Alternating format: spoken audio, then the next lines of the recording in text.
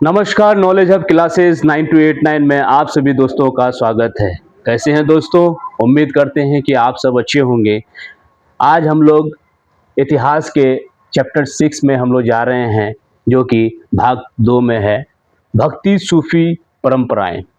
अधिकतर बच्चे इस चैप्टर को लेके काफ़ी कंफ्यूज रहता है कि इतने सारे चीज़ों को हम कैसे याद रखें। अब आपका काम हमने आसान कर दिया है, बिल्कुल शॉर्ट ट्रिक में इस चैप्टर को निकाला है, जो कि वो ट्रिक सब आप लोगों को लिख लेना है और लिखने के बाद उसे याद कर लेना है। मैं समझता हूँ याद कीजिएगा तभी आप लिख पाइएगा। याद होना बहुत ही ज़रूरी है दोस्तों, क्योंकि एग्ज़ाम में जब आप बैठते हैं तो आपका याद ही आपका काम आता है।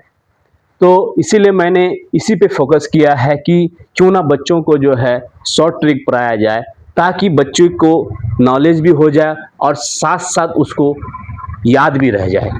इसीलिए मैंने इसी पे फोकस किया है। और मैं बार बार इस बात को हर क्लास में बोलता हूँ दोस्तों कि एनसीईआरटी की किताब को पढ़ना बहुत ज़रूरी है, क्योंकि आप एनसीईआरटी की किताब को अगर आप नहीं पढ़ते हैं तो कहीं ना कहीं आप में आने वाले दिनों में दिक्कत आ सकती है। आपका एग्ज़ाम जो है वो खराब जा सकता है, क्योंकि एनसीईआरटी की किताब से ही क्वेश्चन पूछा जाता है। इसीलिए अधिकतर एग्ज़ामों में देखा जाए तो एनसीईआरटी की किताब से ही क्वेश्चन दिया जाता है। इसीलिए मैं भी आप लोगों को कहना चाहूँगा कि आप एनसीईआरटी की किताब को ही फॉलो करें। तो आइए दोस्तों देखते हैं। सबसे पहली बात हम जानते हैं कि भक्ति आंदोलन क्या है। भक्ति आंदोलन, भक्ति एक धार्मिक आंदोलन था दोस्तों। भगवान के प्रति प्रेम, भक्ति और व्यक्तिगत संबंध पर जोर दिया जाता था। वो क्या था कि उसको आसान भाषा में हमने यहाँ पे लिख दिया है शॉर्ट ट्रिक में। जैसे भक्ति को अगर आपको याद रखना है तो आपको प्रेम याद रखना है। बिल्कुल आसानी से आप याद कर पाइएगा दोस्तों। प्रेम को सिर्फ याद रखना चाहिए। उसके बाद अब प्रेम का जो फुल फॉर्म है वो क्या है हम देखते हैं। जैसे मैंने लिखा है यहाँ पे पी का मतलब होता है पर्सनल गॉड, यानी कि व्यक्तिगत भगवान, यानी कि अपना भगवान। हम अपने भगवान को मानते हैं, अपने ईश्वर को मानते हैं, अपने अल्लाह को मानते हैं, तो ये पर्सनल गॉड कहा जाता है। उसके बाद आर से होता है रिजेक्ट कास्ट। रिजेक्ट कास्ट का मतलब होता है जाति का विरोध करना, यानी कि समानता की बात करना, ना कि असमानता की बात करना। सिर्फ समानता की बात होती थी उस समय, जाति का विरोध होता था। ई से इजी लैंग्वेज। इजी लैंग्वेज का मतलब होता है सरल भाषा में लोगों को समझाना, सरल भाषा में लोगों को संदेश देना, उपदेश देना और उसको समझाना। एम से होता है दोस्तों मोक्ष बाई भक्ति, यानी कि भक्ति से ही मुक्ति। यानी कि आप इबादत में इस तरह मशगूल हो जाइए कि आपको मुक्ति मिल जाए, यानी कि मन और आत्मा को इस तरह जोड़ दीजिए कि आपको मोक्ष की प्राप्ति हो जाए। सूफी आंदोलन। सूफी आंदोलन क्या था? सूफी आंदोलन इस्लाम का एक आध्यात्मिक रूप था, जिसमें प्रेम, सहिष्णुता और ईश्वर से सीधे संबंध पर जोर दिया जाता था। यानी कि भक्ति और सूफी आंदोलन में कोई फर्क नहीं है। देखिए वहां भी प्रेम की बात हो रही है, यहाँ भी प्रेम की बात हो रही है, वहां भी भक्ति की बात हो रही है, यहाँ भी भक्ति की बात हो रही है। वहां संबंध, व्यक्तिगत संबंध पर जोर दिया गया है, तो यहाँ भी व्यक्तिगत संबंध पर जोर दिया गया है। अगर आपको पूछा जाए कि भक्ति आंदोलन में और सूफी आंदोलन में क्या अंतर है, तो मैं कहूँगा कि आपको प्रेम को याद रखना है, जिससे व्यक्तिगत भगवान, जाति का विरोध, सरल भाषा और भक्ति से मुक्ति, यही सब आपको याद कर लेना है। सूफी आंदोलन में, भक्ति आंदोलन में फर्क नहीं है दोस्तों। फिर भी मैंने लिख दिया है। सूफी को आपको अगर याद रखना है तो वो सेवा याद रखना है। सेवा मतलब होता है, एस से मैंने लिखा स्पिरिचुअल। स्पिरिचुअल का मतलब होता है आध्यात्मिक। आध्यात्मिक को मैंने खंडन करके यहाँ लिखा है मन, आत्मा और भगवान को जुड़ना, यानी कि भगवान से जुड़ जाना, उसी से संबंध रखना, बाद बाकी दुनिया से कोई मतलब नहीं रखना, सिर्फ भगवान के यादों में खो जाना। इसे इक्वलिटी। इक्वलिटी का मतलब होता है समानता। यहाँ भी देखिए जाति का विरोध किया, मैंने पहले ही बताया कि समानता, तो समानता की बात आती है तो जाति की बात कहाँ आएगी?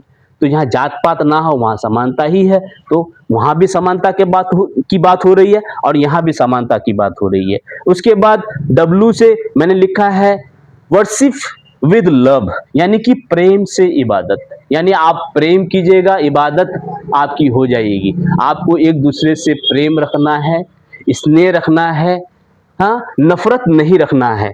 हाँ, वहाँ पे ई से यहाँ इजी लैंग्वेज बताया गया, सरल भाषा। तो सरल भाषा में यहाँ अगर हम कहें तो प्रेम से इबादत आता है दोस्तों। उसके बाद है ए से।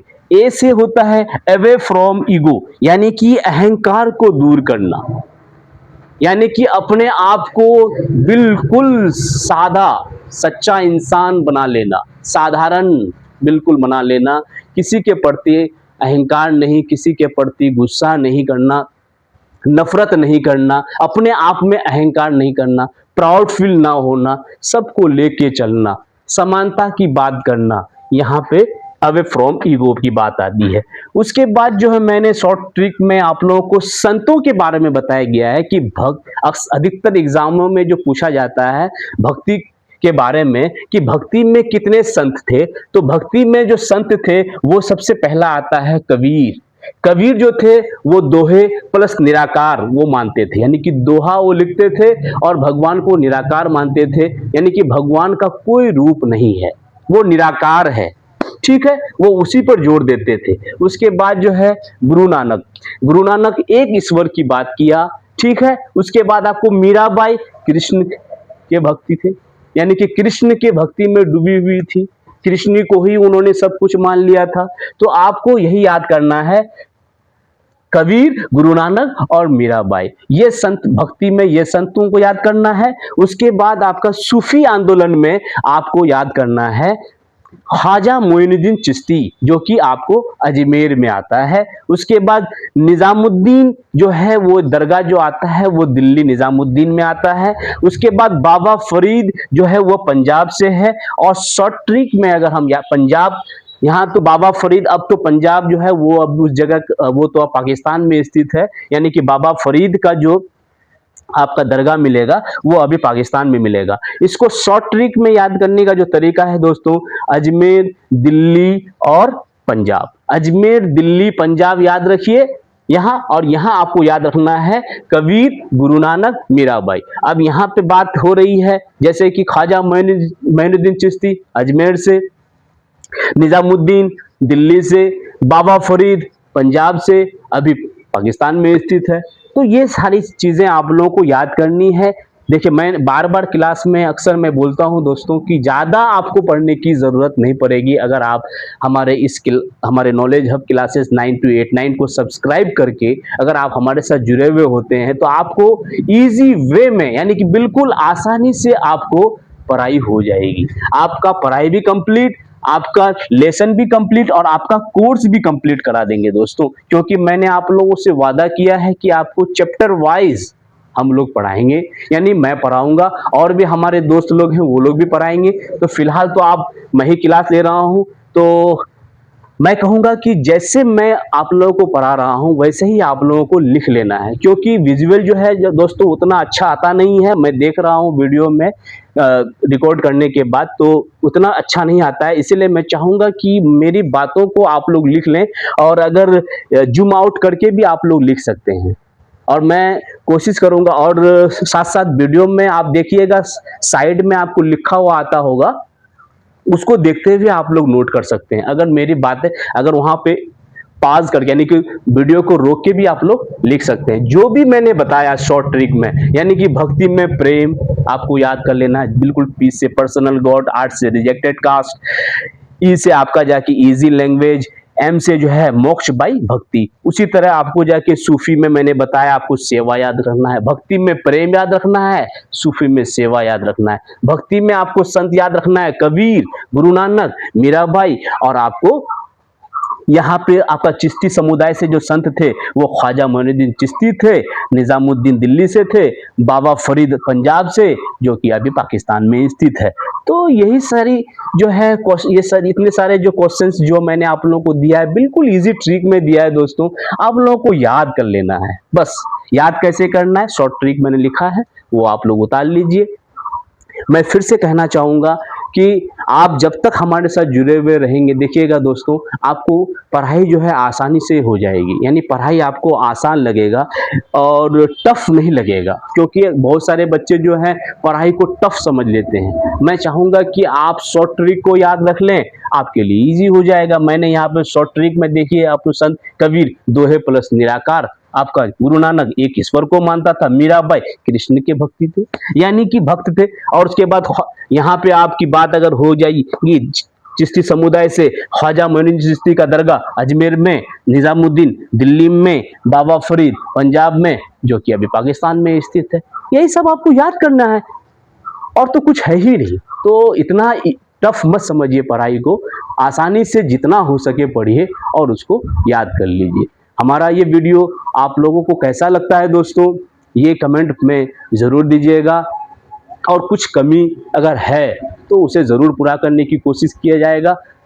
आप कमेंट में ज़रूर लिखें कि मैं जो वीडियो बना रहा हूँ वो आप लोगों को कैसा लगता है, अच्छा लगता है या नहीं लगता है, राइटिंग स्किल मेरा कैसा है, आप लोगों को कैसा दिखता है, या फिर कुछ और करने की ज़रूरत है, वो भी मुझे बताइए। इससे मुझे क्या होगा कि मोटिवेशन मिलेगा और मैं और बेहतर करने की कोशिश करूँगा दोस्तों। तो आप लोगों से रिक्वेस्ट है कि आप लोग ज़्यादा से ज़्यादा अपने दोस्तों को,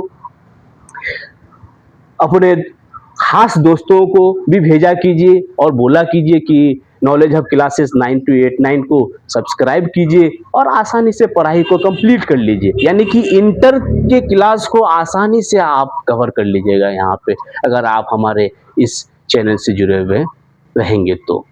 ठीक है ना दोस्तों, नमस्कार।